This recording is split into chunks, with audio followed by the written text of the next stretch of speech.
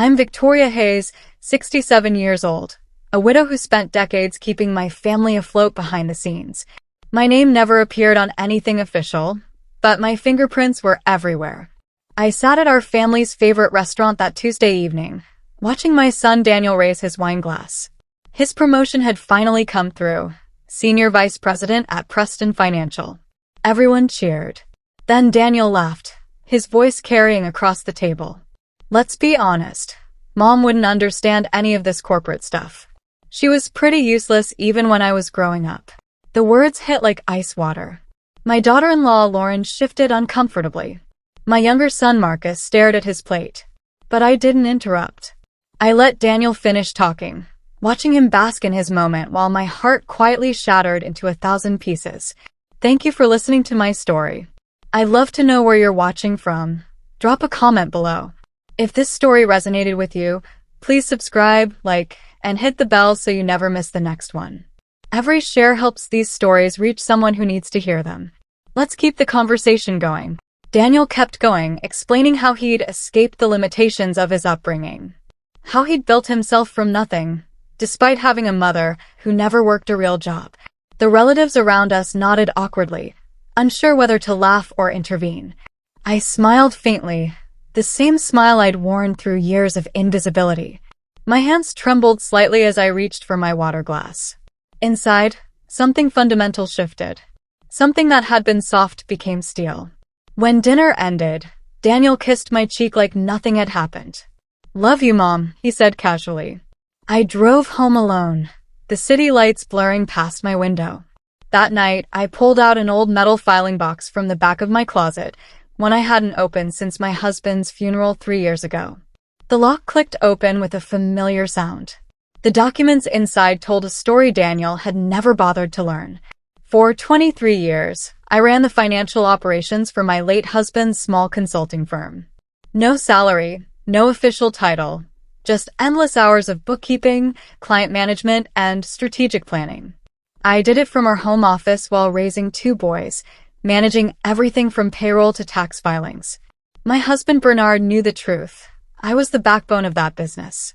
But to everyone else, including our sons, I was just a housewife who happened to help out occasionally. I flipped through spreadsheets I'd created, contracts I'd negotiated, financial projections that had saved the company during rough patches. Then I found the document that made my breath catch.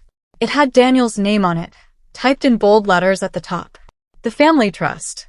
Bernard had established it 6 months before his sudden heart attack, ensuring our sons would be taken care of. What Daniel didn't know was that the trust wasn't automatic.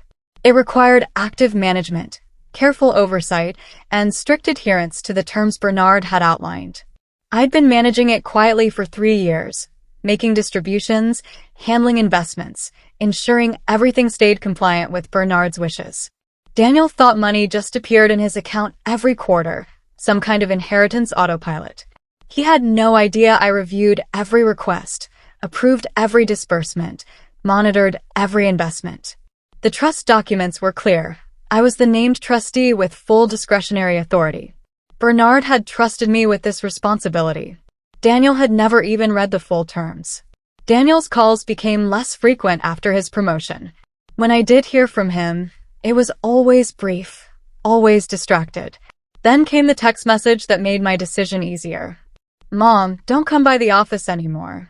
Some of the executives know you, and honestly, it's embarrassing trying to explain what you do. Just better if you stay home. I read it 3 times, each word cutting deeper. My son, the boy I'd rocked through nightmares and coached through algebra, was ashamed of me. I sat in my kitchen, sunlight streaming through the window, and made a phone call. Hastings and Burke Law Firm? Yes, I need to schedule a consultation. It's regarding a family trust one manage. Tomorrow morning? Perfect. I hung up feeling something I hadn't felt in years. Purpose. The lawyer, a sharp woman named Judith Hastings, reviewed my documents with increasing interest. She looked up from the papers, her expression serious. Mrs. Hayes, you understand what you have here? You're not just a figurehead. You're the named fiduciary with complete discretionary authority over a substantial trust. Every decision is yours to make, within the bounds of the trust's purpose. I nodded slowly, And that purpose is? Judith smiled. To support your son's long-term financial stability and well-being. Not their whims. Not their demands. Their actual well-being. She leaned back in her chair. The question is, Mrs. Hayes, do you want to step aside and let someone else handle this burden, or do you want to step forward and exercise your full authority? I thought of Daniel's words at dinner. I thought of that text message. I want to step forward. I didn't confront Daniel. That would have been too easy, too quick. Instead, I began doing what I should have done years ago, treating the trust like the serious financial instrument it was. I created detailed records of every decision, every distribution, every investment choice. I started requiring written requests for any funds beyond the standard quarterly payments. I consulted with financial advisors about protecting the trust's long-term growth. Daniel noticed nothing at first. The quarterly payments continued like clockwork. But then, 3 weeks after my lawyer consultation, he called asking for early access to $50,000. Just need it for some investment opportunities, he said casually. Can you transfer it by Friday? I took a deep breath. I'll need to review that request, Daniel. Send me the details in writing, please. The explosion came fast. What do you mean, review it? It's my money, Mom. Dad left it for me. His voice rose with each word. I kept my tone calm, professional even. It's the family trust's money, Daniel. I'm the trustee. I have a legal responsibility to ensure all distributions serve your long-term interests. Send me the details, and I'll make a decision within 10 business days, as required by the trust documents. He laughed, but it wasn't a happy sound. This is ridiculous. You're just jealous that I've actually made something of myself. You can't stand seeing me succeed. The line went quiet for a moment. Then his voice turned cold. I'm going to have you removed. You're clearly not competent to handle this. I'll get Marcus to agree, and we'll petition the court. Preston Financial hosted a charity gala downtown. I'd been invited by an old friend who sat on the planning committee, and I decided to attend despite knowing Daniel would be there. I wore my best dress, the navy blue one Bernard always loved. When Daniel saw me across the ballroom, his expression flashed with annoyance. Later, during the networking portion, I found myself in his circle as he spoke with several executives. One of them asked how he knew me. Daniel's smile was tight. Oh, that's my mother. She's here with a friend. Mom doesn't really do anything, just enjoys these events, you know. Polite laughter rippled through the group. But I noticed one man didn't laugh. He was older, maybe 70, with silver hair and sharp eyes. He watched me with an expression of recognition, then polite curiosity. He said nothing, but his gaze lingered. 2 days later, I received a call from an unknown number. Mrs. Hayes? This is Theodore Winters. We met briefly at the Preston Gala. I wondered if you might have time for coffee. The name rang a bell. Theodore Winters had been one of Bernard's early business contacts, someone who'd helped him establish connections when the consulting firm was just starting. We met at a quiet cafe downtown. Theodore ordered black coffee and got straight to the point. I recognized your name at the gala. Victoria Hayes. You're Bernard's widow. I nodded. He leaned forward, his voice gentle. I also recognized you from the old days. You were the one who actually ran Bernard's operations, weren't you? He used to joke that you could run circles around half his competitors. My throat tightened. Daniel doesn't know that. I found myself telling Theodore everything. The years of invisible work, Bernard's trust in my abilities, Daniel's casual dismissal of my existence. Theodore listened without interrupting, his expression growing more thoughtful. When I finished, he set down his cup carefully. Victoria, I'm on the board of Winters Advisory Group. We specialize in financial consulting for mid-sized firms. I've been looking for someone with your exact experience, someone who understands operations from the ground up, who's managed complex financial situations without ego getting in the way. He paused. Would you consider consulting for us? Part-time, flexible hours. We need your expertise. I stared at him stunned. I'm 67 years old, Theodore. He smiled. And I'm 71. Experience matters more than age. Think about it. I started consulting the following month. The work was challenging but familiar, reviewing financial structures, identifying inefficiencies, helping small firms optimize their operations. My colleagues treated me with respect, asking for my input, valuing my decades of experience. I remembered how to analyze profit margins, how to spot cash flow problems, how to negotiate better terms with vendors. Skills I'd buried for years came rushing back. I felt alive again, purposeful. Meanwhile, Daniel's company began an internal audit. It was routine, Preston Financial's legal team explained, just standard compliance review. But the timing felt significant. I kept consulting, rebuilding confidence I didn't realize I'd lost. Each project reminded me I wasn't useless. I never had been. I'd just been invisible by choice, supporting others instead of claiming credit. The audit revealed problems. Nothing criminal, but significant oversights in Daniel's division. Contracts that hadn't been properly reviewed, expense reports missing documentation, approval processes that bypassed necessary checks. Daniel's rapid promotion meant he'd been given responsibility he wasn't quite prepared to handle. His arrogance had made him careless. The executive team wasn't pleased. Daniel called me one evening, his voice strained. "They're questioning everything I've done for the past year. They're making me look incompetent." I listened quietly. "Audits are standard, Daniel. If your work was solid, there's nothing to worry about." He laughed bitterly. "Easy for you to say. You've never had to deal with real pressure." I bit back my response. Real pressure? I'd kept his father's business alive during 2 recessions, managed family finances through crisis after crisis, all while invisible. But I said nothing.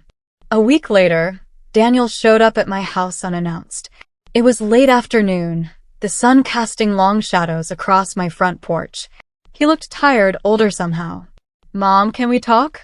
We sat in the living room, the same room where he used to do homework at the coffee table. Daniel cleared his throat. "I need access to the trust. A larger distribution.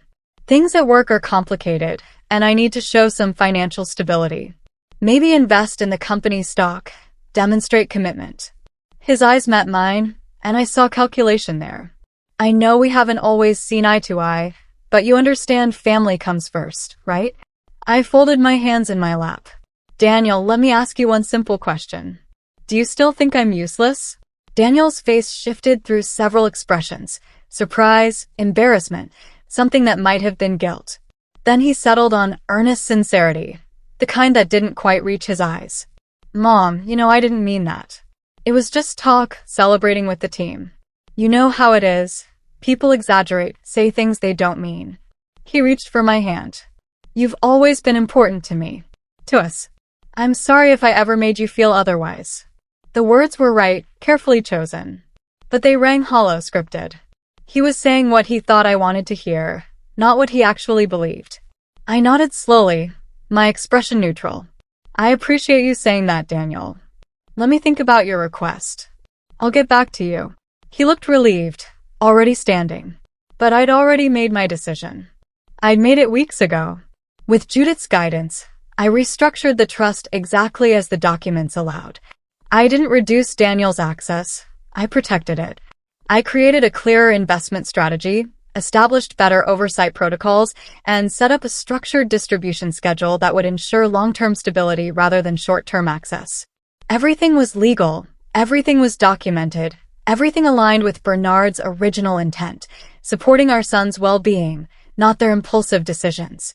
The modifications required formal notification to all beneficiaries. Daniel received the certified letter on a Thursday morning. I know because he called me 37 minutes after the delivery timestamp. "What is this? You're restricting my access? You're treating me like a child." His voice shook with rage. "This is my inheritance, Mother. Mine and Marcus's. You can't just control it." I kept my voice steady. "I can, Daniel. And I am." Daniel went nuclear. He posted vague statements on social media about family betrayal, about children having to protect themselves from controlling parents. He called a family meeting, inviting aunts, uncles, cousins, anyone who would listen. At that gathering, he painted me as a vindictive woman trying to punish him for his success. Several relatives called me afterward, voices dripping with judgment.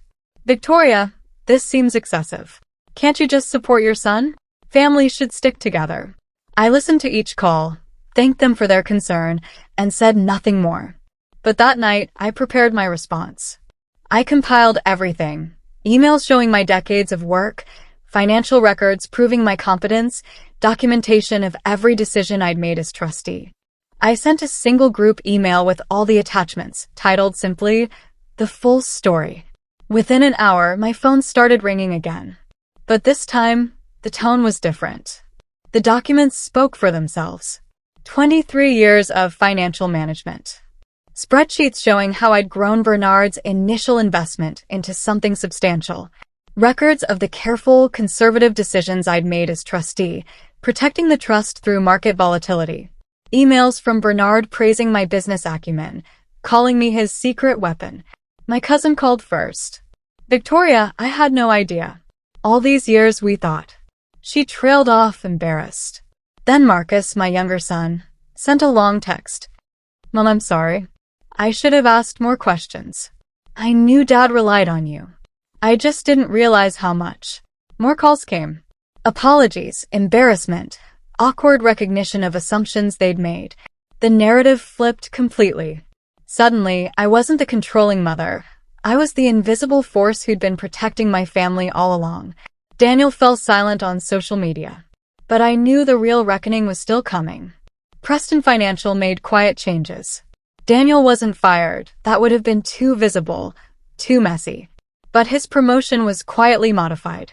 He remained VP, but lost several key accounts, lost his corner office, lost the prestige that had inflated his ego.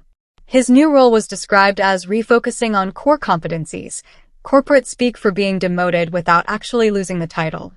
I heard about it through Theodore, who moved in those circles. Word is he's being given a chance to prove himself again, but starting from a more junior position. Politics of it, his father-in-law is a major client. That night, my phone rang at 11:30. Daniel's name on the screen. I almost didn't answer, but something made me pick up. What I heard on the other end made me close my eyes. My son was crying. Really crying. Mom. His voice cracked. Mom, I'm sorry. I'm so sorry. He sobbed. The kind of crying that comes from somewhere deep and broken. I told myself I was better than where I came from. Better than our old house. Better than Dad's small firm. Better than you. And I believed it. I actually believed I'd done it all myself. He took a shaking breath. But I didn't. Everything I have came from you and Dad. The education you sacrificed for, the stability you created, the trust fund you've been protecting while I treated you like garbage. His voice dropped to a whisper. I was ashamed. Ashamed that my success started in such an ordinary place, with such ordinary people.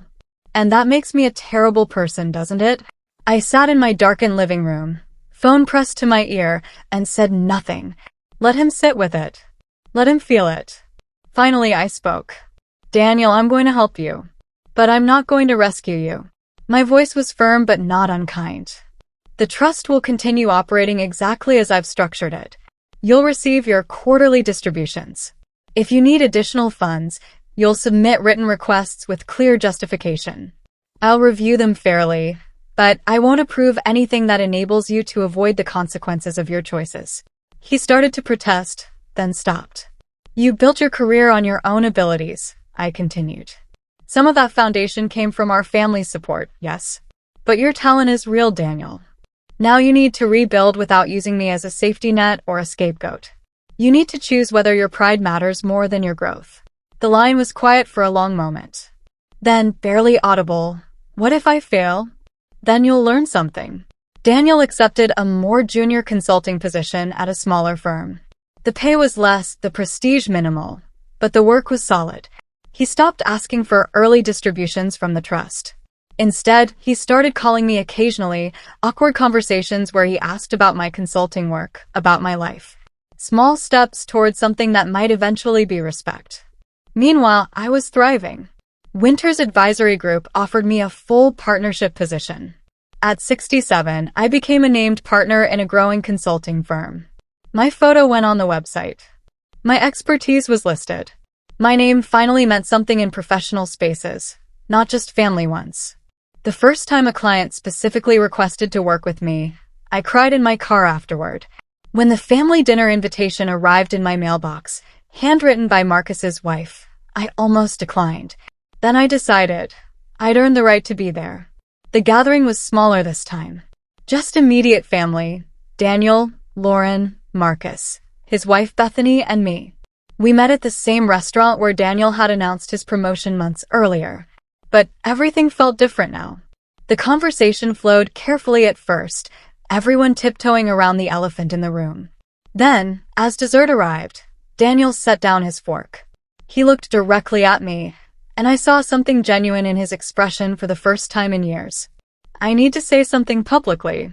Mom, I was cruel to you. I dismissed your entire life's work because it didn't fit my idea of success. I called you useless when you were the most capable person in my life. His voice steadied. You built the foundation I stood on, and I acted like I'd built it myself. I'm sorry. I'm working on being better. The table went quiet. Lauren reached for Daniel's hand. Marcus nodded slowly, his eyes suspiciously bright. I sat very still, letting the moment settle. Then I spoke, my voice calm and clear. Daniel, I accept your apology, but I need you to understand something. I looked around the table, meeting each person's eyes. I was never useless. I was quiet. I chose to work behind the scenes, to support rather than demand recognition. And somewhere along the way, all of you, not just Daniel, but all of you, mistook my silence for weakness. Mistook my support for inability. Mistook my choice to be invisible for actual insignificance. I paused. I'm not invisible anymore. I'm not asking permission to take up space or validation for my worth. I already know what I'm worth. The question is whether you're ready to see it. I stood up, gathering my coat and purse. The gesture caught everyone off guard. Wait, Mom, are you leaving? Marcus asked. I smiled, and it was genuine. I have an early meeting tomorrow with a new client. Thank you for dinner. I kissed each of them on the cheek, even Daniel, who looked stunned. As I walked toward the exit, I heard Daniel call out, Mom. I turned back. I'm proud of you, he said quietly. I know that's backwards, kids being proud of their parents. But I am. I nodded once. I'm proud of me too, Daniel. Finally, I walked out into the cool evening air, the restaurant lights glowing behind me. I'd spent decades in the background, and maybe that had been my choice. But I was done now. Done shrinking. Done accepting scraps of recognition. Done letting others define my value. I was Victoria Hayes. And I was stepping forward on my own terms. Always.